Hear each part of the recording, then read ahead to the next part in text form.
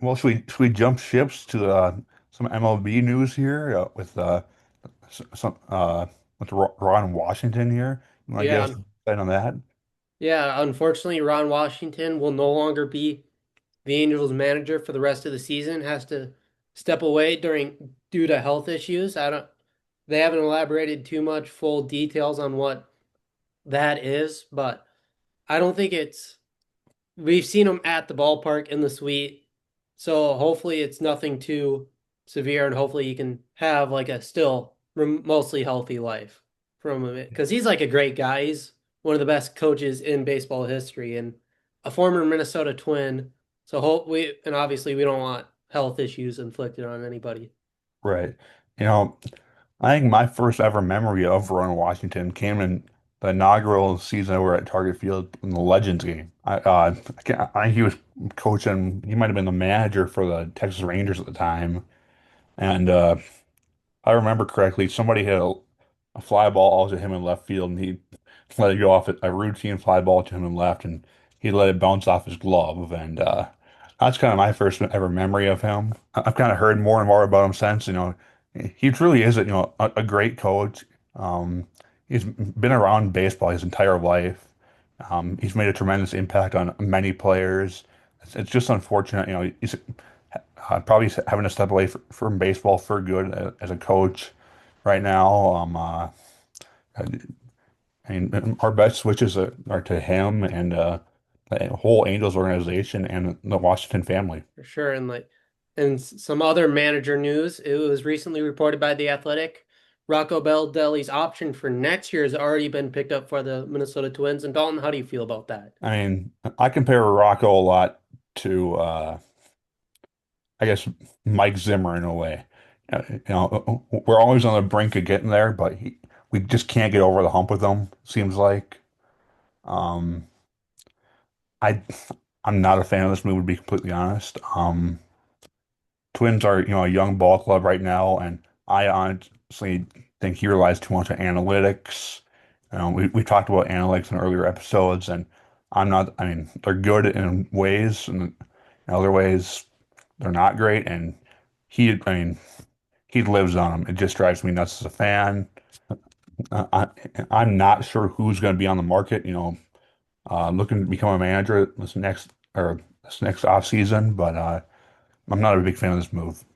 Yeah, and it just feels like it's poor timing for Rocco for this decision to be announced because it's when it was announced, they were still going through a historic skid, like a really bad skid. So now that's all fresh in everybody's memories that we're on the decline. And yeah, he's all right, but I also don't know, like, he's also been dealt a pretty bad hand this year, too, at the same point where it's like, I just don't know what to think about it. Like, I was like, okay, I guess, like, I wouldn't be disappointed if he left, but it's like, okay, I guess he's still here. Like, it's not like I'm pounding the door either way on it. And it's just, they're always going to be average. And this is part of the reason is they just are okay with the status quo. Yeah, like I mean, you said it best there. I mean, he's been dealt a couple bad hands this year, which I mean, that's going to happen to every manager through the course of their career, unfortunately, and that's the beauty of baseball. And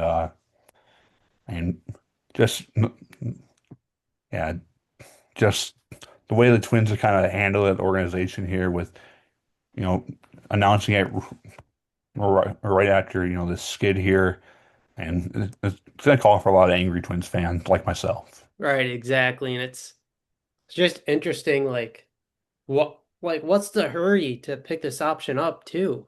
Hmm. Like I can't imagine too many other teams are going to be pounding the rock door for Rocco Baldelli.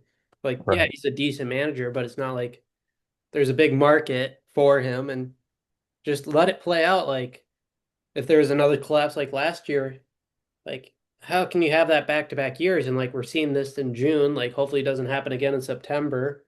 Hopefully, like yeah, it's whatever. It's like I don't know. I guess there's okay being mediocre. Yeah.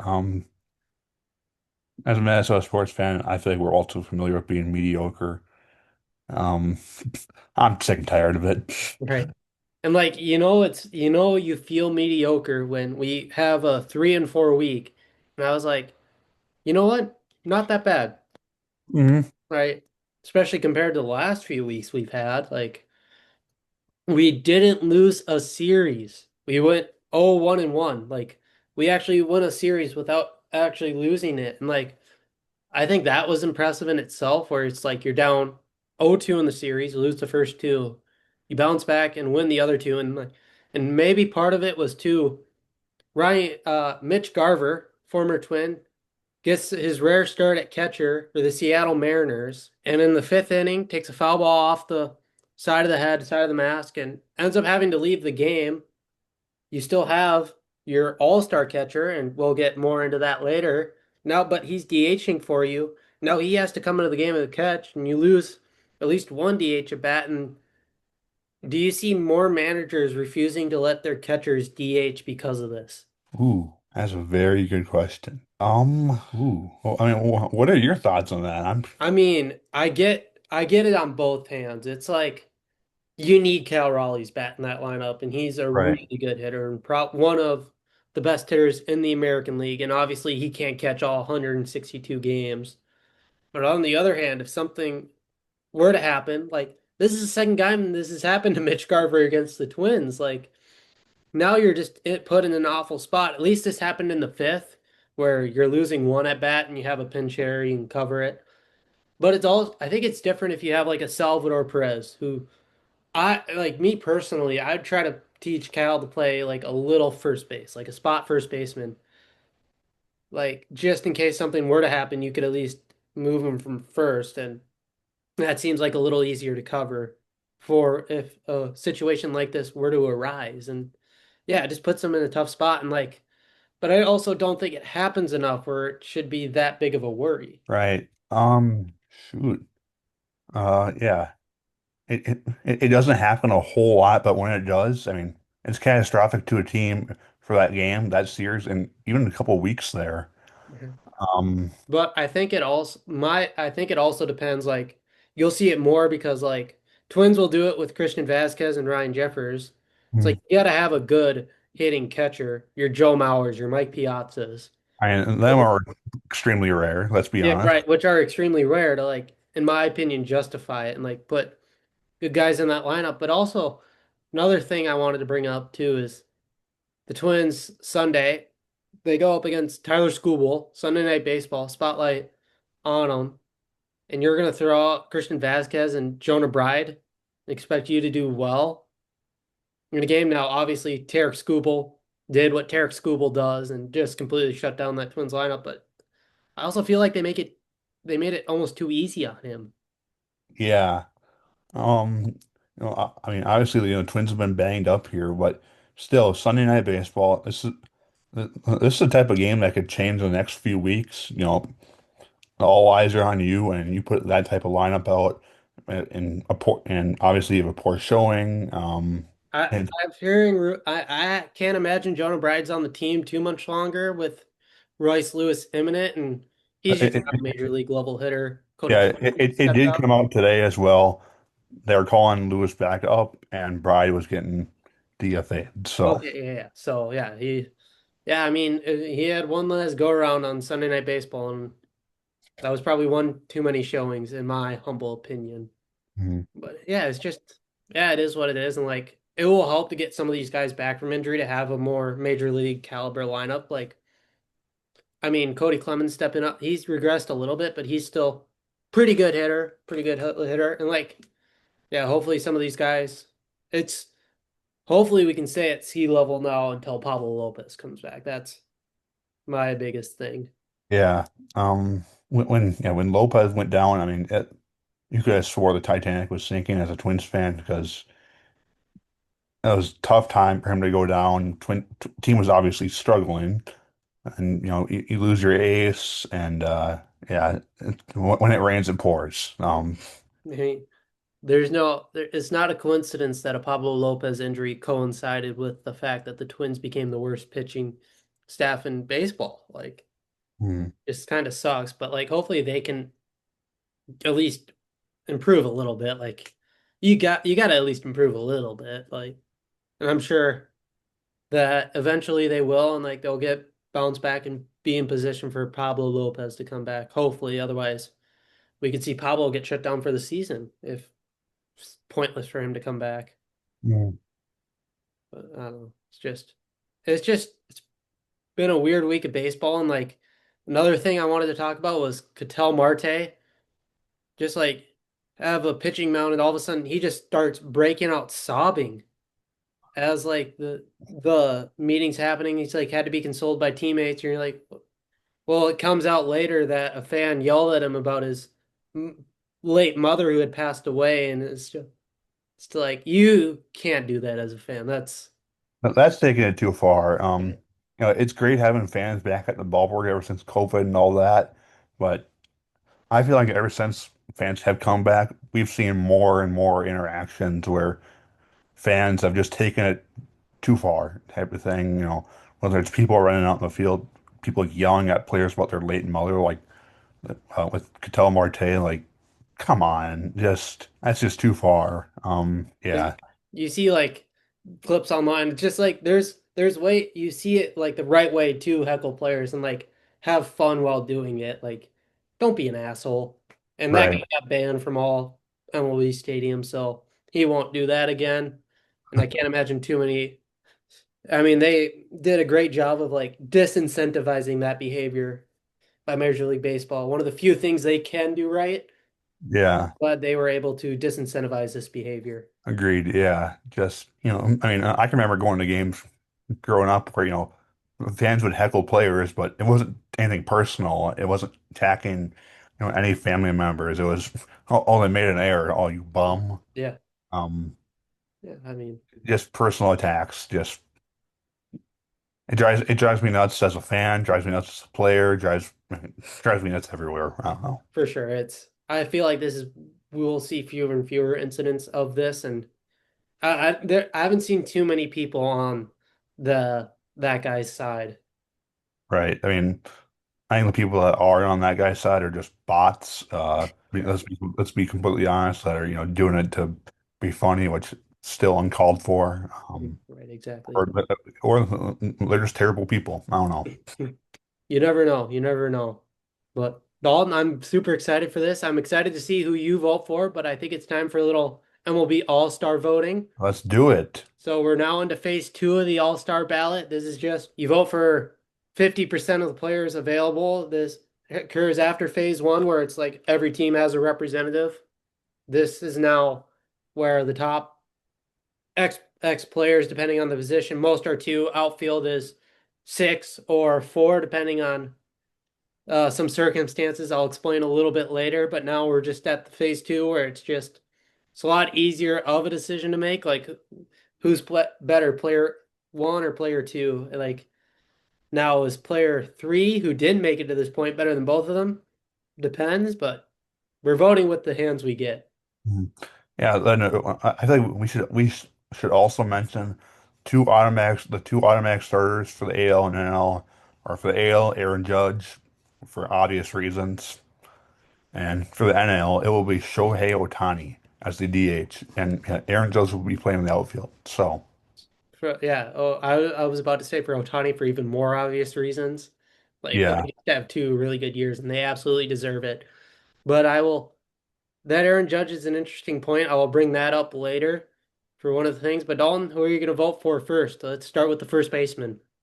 So for the AL, I will be taking Vladimir Guerrero Jr. And for the NL, give me the he plays in the Chavez Ravine, Freddie Freeman.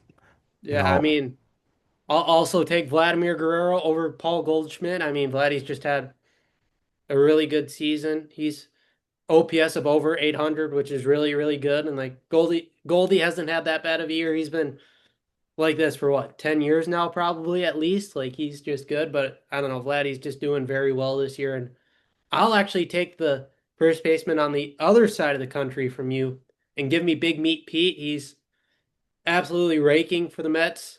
He's having a really good season, and I think he deserves to be a starter in that All-Star game.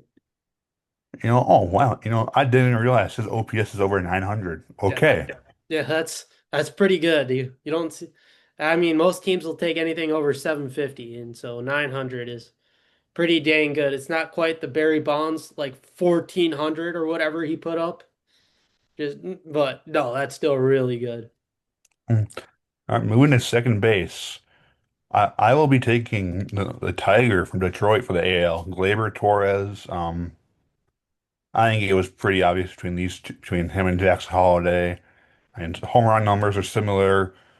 He's Torres, has 10 more RBIs than him. OPS is almost 100 more. Um, yeah, pretty obvious reasons there. Then in the NL, I'll be taking the Diamondback, Ketel Marte. Um, he's leading. He has 7 more home runs than Tommy Erdman. Very similar in RBIs, and his OPS is over .300 more. So, and yeah, not to mention his batting average is off the charts. So, I mean, we if you, yeah, I mean, absolutely. And it's like, I just love going down the NL ballot, and there's pretty much Dodger representation everywhere. Some of them more deserving than others, but it's good to see clearly. Dodgers fans come out and vote. But I absolutely agree. It's Gleyber Torres, Ketel Marte. There wasn't really much of a discussion here on who to vote for either of these guys. Mhm. Now, moving to third base, the hot corner. And the AL is a very interesting one because we have uh, two very good players with Alex Bregman and Jose Ramirez. Um, this is a tough one. They're very similar in a lot of different ways. Ramirez is batting 309 with Bregman 299. Uh, Ramirez has a slight edge in home runs and RBIs, but then you see Bregman's got his OPS is kind of taking it to Ramirez. Um, uh, you know, as someone who appreciates a, a good a good glove over at the hot corner, I'll take Alex Bregman there.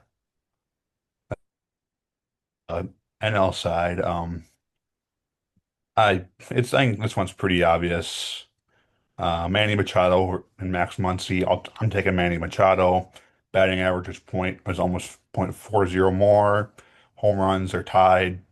Max Muncy is leading in the RBI department and OPS, but I truthfully think just Manny Machado's more talented. He's better equipped. Yeah, I think Manny Machado's kind of the obvious pick there. Oh, yeah, absolutely, man. Manny is having a heck of a season, but going back to the AL, I actually am more of a J-Ram guy. He's been an elite bat the last half decade for sure, and like cornerstone of that Guardians franchise, and someone who just is always an elite bat, always a tough out, and I don't know. I think he's having another great season, and I'll send him forth to start that game in Atlanta. And I just completely agree with your Machado points and just screams machismo, doesn't he?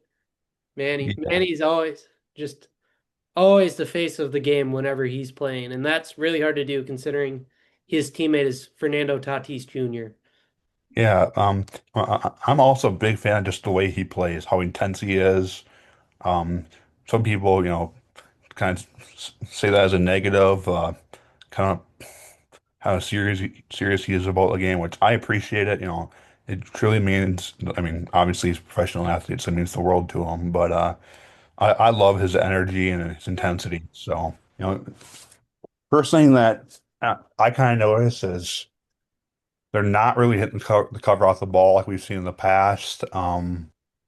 Obviously, Lindor has 16 home runs, but and RBIs are both very similar. I think Lindor plays with a different type of swagger.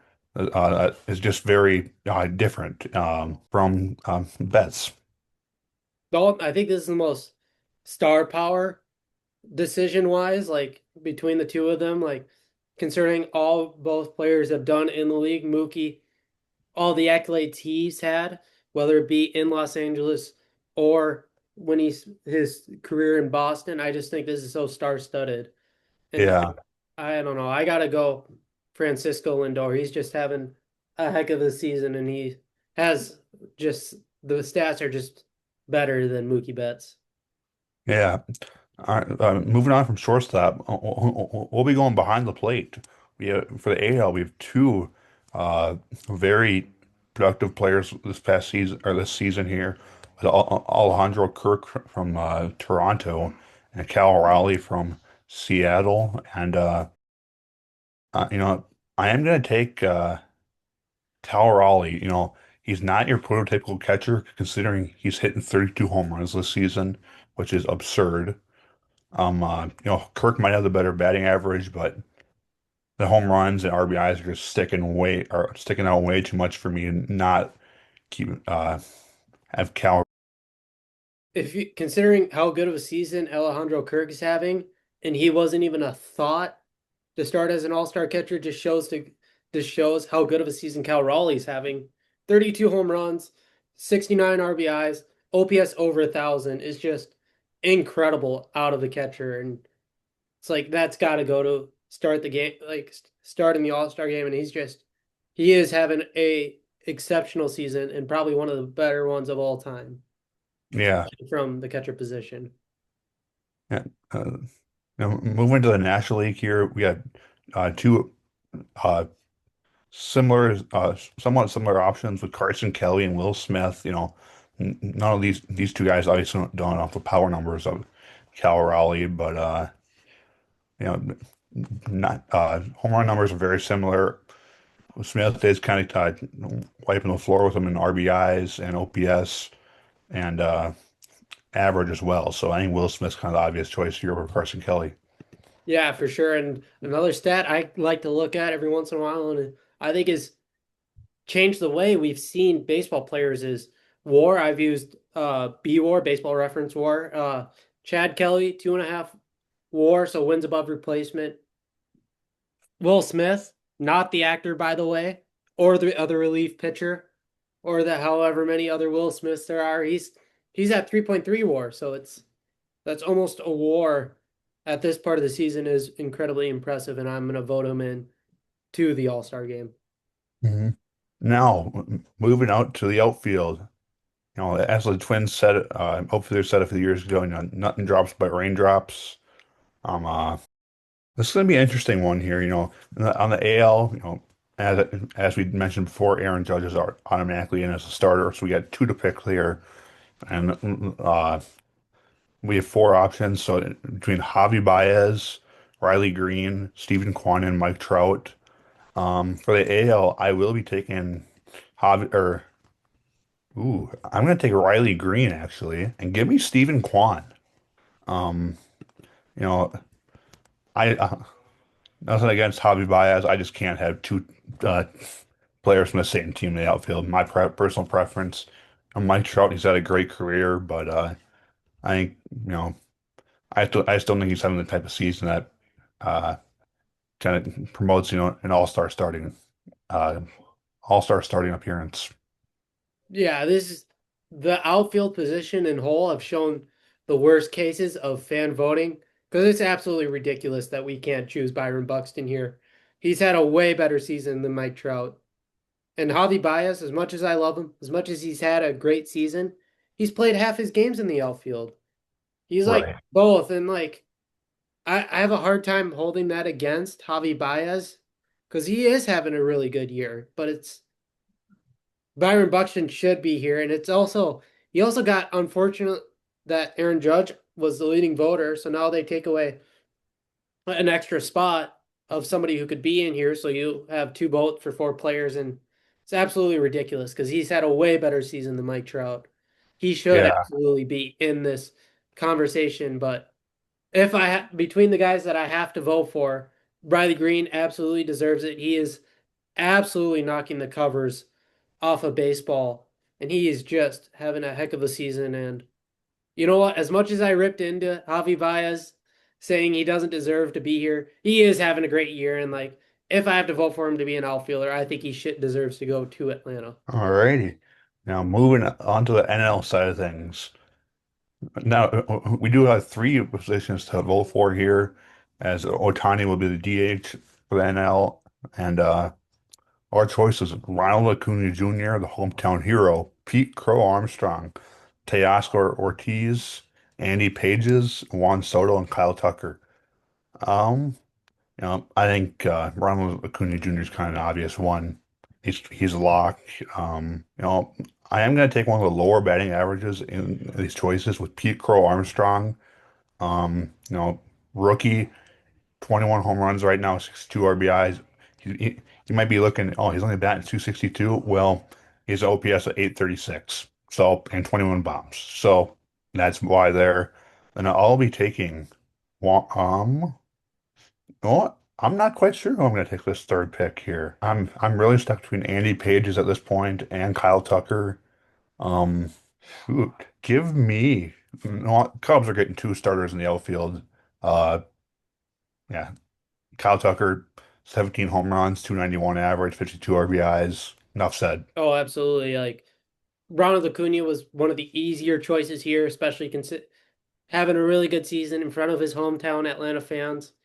Pete Crow Armstrong, obviously having another great season, center field, elite defensively, also deserves to be there. But then I have another gripe with fan voting. Where's James Woods? He just got Exactly. like if you're an intentional walk stat and Barry Bonds is also in that stat, you're having a really good season. And like for him not to be there so we could have Oscar Hernandez as one of our options to vote for is completely ridiculous.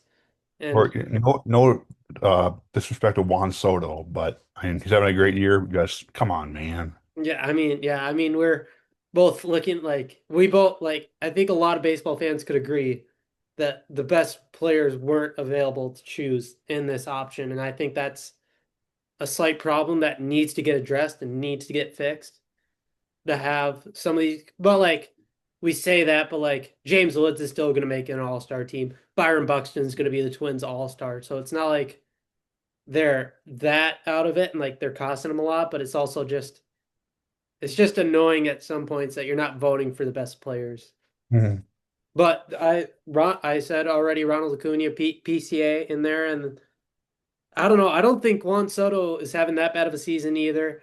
But Kyle Tucker, I mean, you said it. He's been a great addition from that Houston Astros team to that Chicago Cubs team. And it's interesting to me, the Astros don't miss him. It's like they just lose all these great players, Carlos Correa, Kyle Tucker, Alex Bregman, and they just never skip a beat.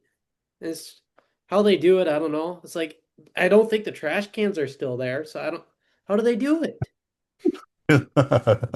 I love that. And Dalton, our last vote of the day, Ben Rice, Ryan O'Hearn for the American League DH. I think this one's pretty obvious to be completely honest. I think Ryan O'Hearn's the guy. I mean, he's been 293 compared to 233. Ben Rice might have the home run edge by three, but Ryan O'Hearn, I mean, statistically, I think he's obviously should be the starter. So I'll take him. Yeah, I mean he's having a better season than Ben Rice, but I don't know. I don't really care. They're not having that great of a season, especially compared to the National League representative of Shohei Ohtani. Mhm. Like, yeah, we could go whatever. Yeah, Ryan O'Hearn. He's having a better season than Ben Rice. Yep. Oh. Is that the most damning thing you can say about an all-star voting? Yeah, I guess he's having a better season than that guy. I don't know. Like, Uh, like I don't know. Like, yeah, it's just whatever. Like, it is what it is. right. And All yeah, right. Well, should we submit these picks here? yeah, I think we do. We submit it. We did our role.